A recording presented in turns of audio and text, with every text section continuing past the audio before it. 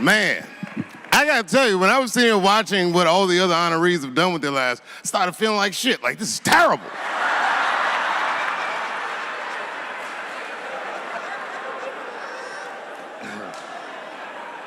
And then Bobo brought me up and started out good with that Ali picture, and then it just, whew. But that coloring book that was in the picture, I know the Ali's are here, that coloring book, my mother has it. And Champ, he signed it. You know, the greatest, he signed it, Muhammad Ali. And his sparring partner was there that day. And his sparring partner signed it, said the next heavyweight champion in the world, Larry Holmes. And he was. And 2-year-old Dave Chappelle colored all in that shit and just ruined the book.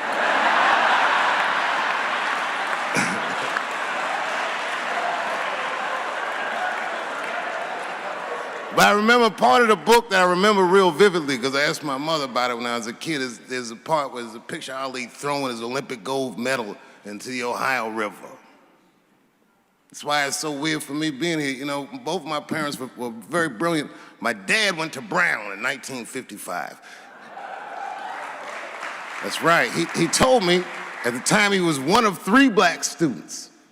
He said one of the guys got accused of a rape that he probably didn't commit, and the other guy killed himself, and Dad said, and I left. And see, that's what makes us Chappelles great. We know when to quit.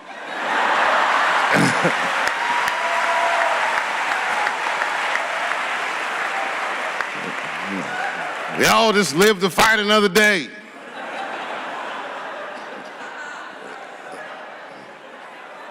I gotta say, I'm very honored to be here, and I'm very honored to be here with the other honorees. Really, I'm like very humbled by you all, the work that you do, and you all make me want to be better. All of you.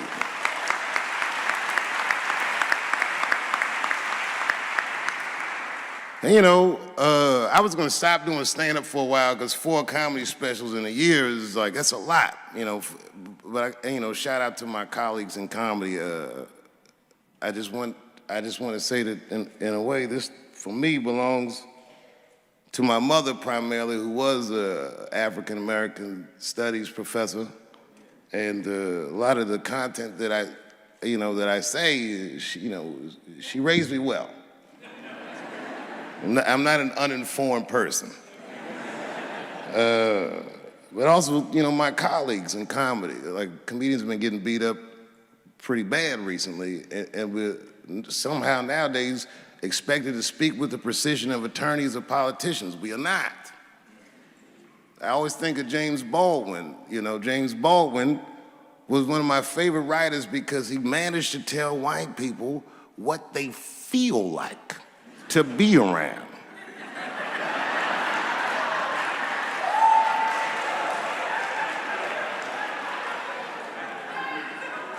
So I ain't gonna hang up my gloves yet. I think I got one more special in me. So to quote Baldwin, God gave Noah the rainbow sign. It's no more water, it's the fire next time. Thank you very much. And so if you would, please join me in welcoming Dave Chappelle home again.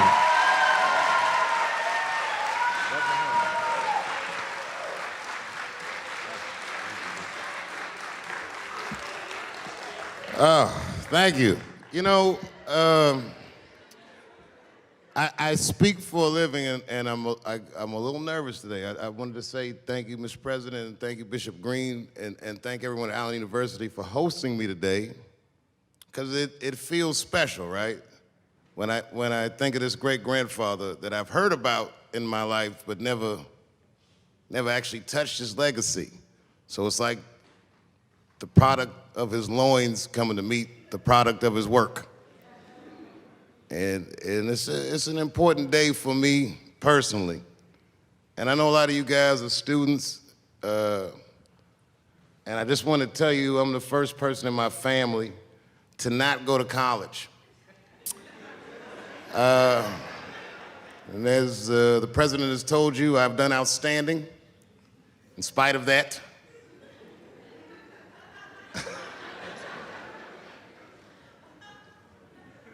But one thing I did want to say, and one thing today just made me think about, for all the things that I've done, I'm most renowned for what I didn't do.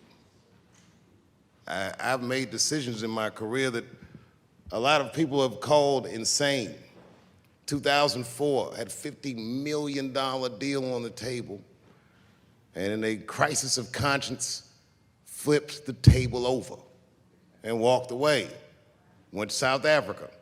Everyone said I was running away from the money. That is not true. In fact, I still want that money.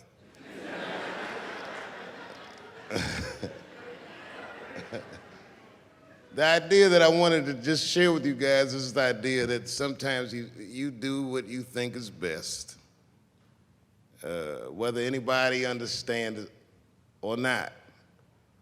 I heard a story about my father where someone told me he used to do statistics for a company in DC. The company he did statistics for started doing business with the South African government, so he quit his job. It's caused a lot of problems between him and his wife. It's hard for a man when he can't provide for his family the way he wants to, and he suffered through it. And a generation later, when I had my crisis of conscience, I was able to go to a free South Africa and get away from the heat. This idea that what you do in your lifetime informs the generations that comes after you is something I keep thinking about, something that is so much bigger than just ourselves. And today I'm standing in front of you guys, and I know you guys are like, oh, I know you're bored. But I see family of mine in the front row some who I've never met, and I just realize how all of us are connected. That my great-grandfather built something more substantial than buildings. He built a community, and he built, more importantly than a community, he built a way. You know, so I'm very grateful. Very grateful. Hello, police. I just saw him saying, you know what I mean? He's standing over like, so this is what black people talk about.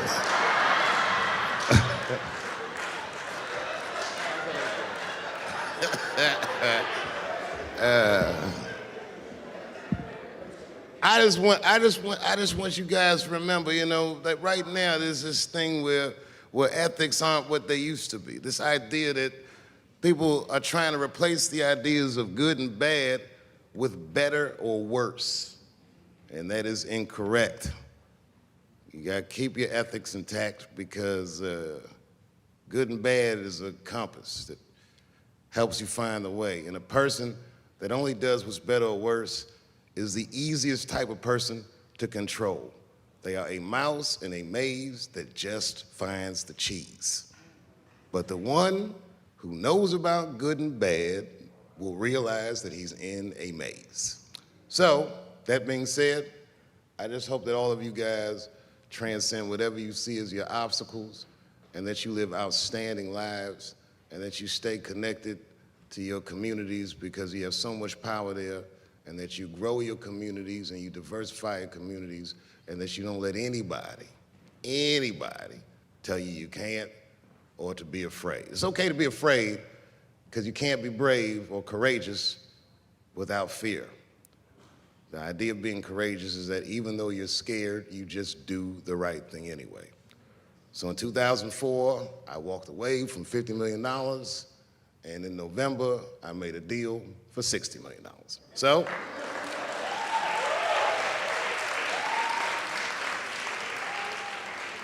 although I am not the most famous comedian of my time, I would like to know what their great-grandfathers did.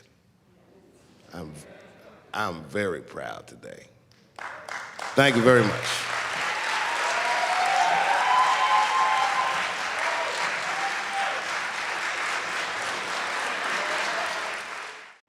Boy, comes as a complete surprise.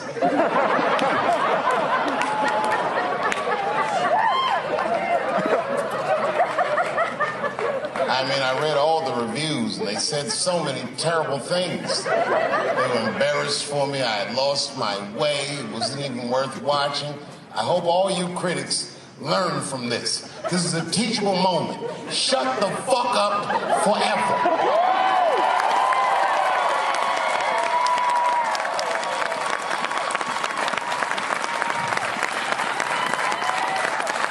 Two in a night.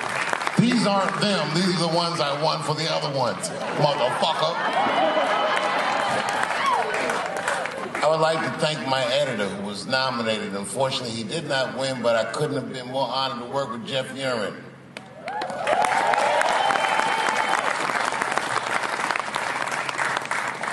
Stan Lathan has been directing television since 1968. Any show that I watched when I was growing up, he directed it. From Sesame Street to Sanford and Son to Good Times to Everything Black. And finally, you motherfuckers finally gave him an Emmy tonight. He deserves so much more, but I'm glad you came around.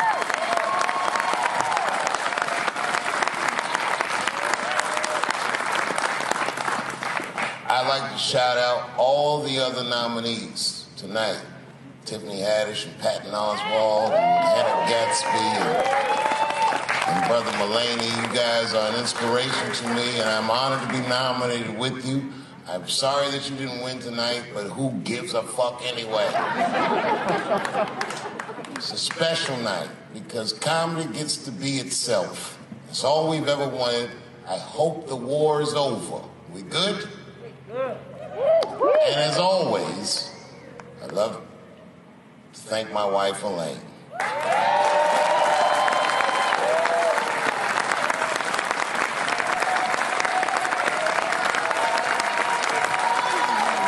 That's right. Elaine has been with me for the last 25 years and had to endure the pains of living with the greatest comedian ever. See you on Monday. Thank you very much. Good night.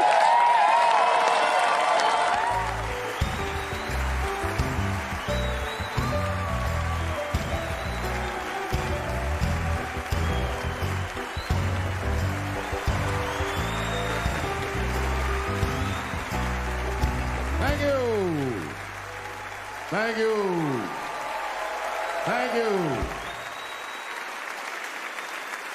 I like not knowing what's going to happen. I like making memories. Sometimes I do all this crazy shit around my colleagues just so that they can tell their friends I did it. But rather than talk about myself, just briefly, I want to just talk about my genre. Stand-up comedy is an incredibly American genre. I don't think any other country could produce this many comedians. And unbeknownst to many people in this audience, I don't think there's opinion that it exists in this country that is not represented in a comedy club by somebody. Each and every one of you has a champion in the room. We watch you guys fight, but when we're together, we talk it out. I know comics that are very racist, and I watch them on stage, and everyone's laughing, and I'm like, that motherfucker means that shit. Don't get mad at them, don't hate them. We go upstairs and have a beer, and sometimes I even appreciate the artistry that they paint their racist opinions with. Man, it's not that serious. The First Amendment is first for a reason. The Second Amendment is just in case the first one doesn't work out. We gotta let some air out of the ball, man. The country's getting a little tight. It doesn't feel like it's ever felt in my lifetime. So tonight, I am honored that my colleagues are here in comedy and in music.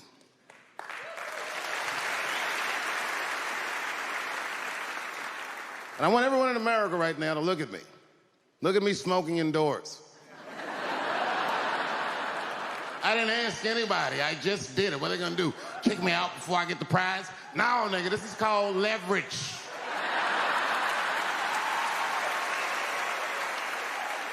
thing that I liked best about tonight was that I saw so many people from different parts of my life, like friends that I grew up with here in D.C., friends of mine from Ohio then and now, friends of mine from comedy clubs, all the fucking musicians that blew my mind. You guys have no idea how you inspired me. I want to give a special shout out to my OG, Tony Woods. Miles Davis has a quote.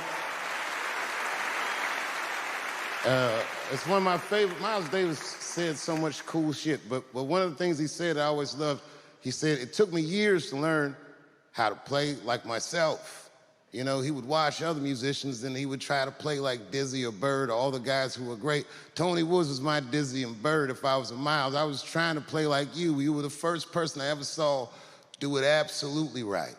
You were fearless and you told the truth. There's something so true about this genre, when done correctly, that I will fight anybody that gets a true practitioner of this art form's way, because I know you're wrong. This is the truth, and you are obstructing it. I'm not talking about the content, I'm talking about the art form. Do you understand? Do we have an agreement? And what I really wanted to say tonight, and I'm glad I get the platform to do it, I'm gay. I am gay, and I can't wait to see what this does for my career, being gay like this. So many special shout-outs. One of the main architects of the comeback of the century, my brother and my mentor, the mighty Stan Lathan. I never dreamed that I would be able to work with someone as great as you. These last 5 specials, straight fire. I wouldn't want to do another special with anybody else but you. So eat your motherfucking vegetables and live as long as you can, because we doing a few more of these bitches. Neal Brennan, your speech made me cry, because it reminded me of all those hard days of work and all that money I never got for it. The other real special shout out I gotta make, because none of this would have been possible on any level without this person, is my mother. Mom. My mother. Mom. You have no idea what I put this woman through. If you had just given birth to me, that would have been more than enough. But the fact that she raised me and raised me well. We had a real oral tradition in our house. I knew the word griot when I was a little boy. A griot was a person in Africa who was charged with keeping the stories of the village. Everyone would tell a griot the stories, and they would remember them all so that they could tell future generations. And when they got old, they'd tell them to someone else. And they say in Africa, when a griot dies, it's like a library was burnt down. And my mother used to tell me, before I ever thought about doing comedy, she said, you should be a griot. And she'd fill me with every story of black life. You know, she's educated in African-American studies, and she would let me understand the context that I was being raised in, that I'm being raised in a hostile environment that I have to tame. By the time I was 14 years old, I was in nightclubs, mastering an adult world. It was terrifying. Crack epidemic was going on, and my mother would hear gunshots outside and be scared to death. Maybe it's my son. But early in my career, if you remember, Mom, you used to sit in the club with me. She'd do a full day of work. You'd be back there falling asleep, just waiting for me to go on. She would watch my show every night. Do you know how long that car ride is home?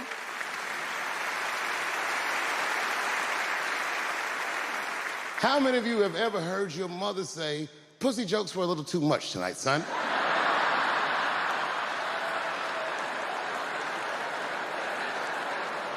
I was a soft kid. I was sensitive, I'd cry easy, and I would be scared to fist fight. And my mother used to tell me this thing, I don't even know if you remember, but you said this to me more than once. You said, son, sometimes you have to be a lion so you can be the lamb you really are. I talk this shit like a lion. I'm not afraid of any of you. When it comes word to word, I will gab with the best of them, just so I can chill and be me. And that's why I love my art form, because I understand every practitioner of it. Whether I agree with them or not, I know where they're coming from. They want to be heard. They got something to say. There's something they notice. They just want to be understood. Love this genre. It saved my life. So tonight, Mom, I would like to honor you in a very special way that I cannot do on my own. But because now I'm a man with great and influential friends, I'd like to ask my man Thundercat to come out on the stage. Thundercat, the Mighty Most Def. Washington, D.C., thank you very much for giving me a home and a place to start. Today is officially Dave Chappelle Day in Washington, D.C. The mayor declared it last night. So, in the future, on Dave Chappelle Day, I ask everyone who wishes to celebrate it to make one incredible memory for themselves and or somebody else. Thank you very much. Good night.